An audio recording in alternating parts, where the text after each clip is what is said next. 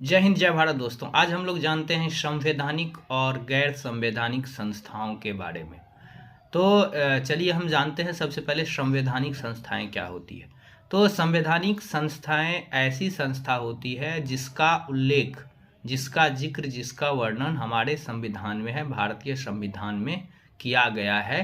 तो ये संवैधानिक क्या होती है, ये संवैधानिक संस्थाएं होती है, यानी कि जिसका स्थापना संविधान के जो है संविधान में दिए गए प्रावधानों के अनुरूप होता है।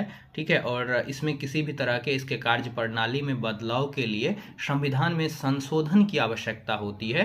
तो ये संस्थाएं हमारे संवैधानिक संस्थाएं कहलाती है। इसका स्रोत जो है वो संविधान होता है, जैसे लोकसभा, राज्यसभा आपका, उसके बाद हो गया कैग हो गया, उसके बाद हो गया लोक सेवा आयोग, विधान परिषद, विधानसभा, ये सारी संस्थाएं हैं जो क्या है, तो ये संवैधानिक संस्थाएं हैं।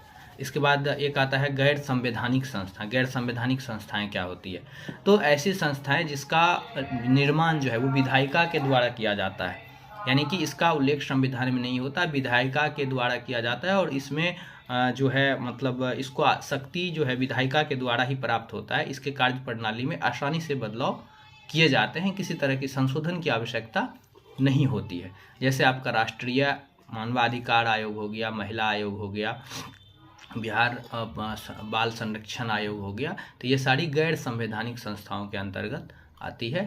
धन्यवाद।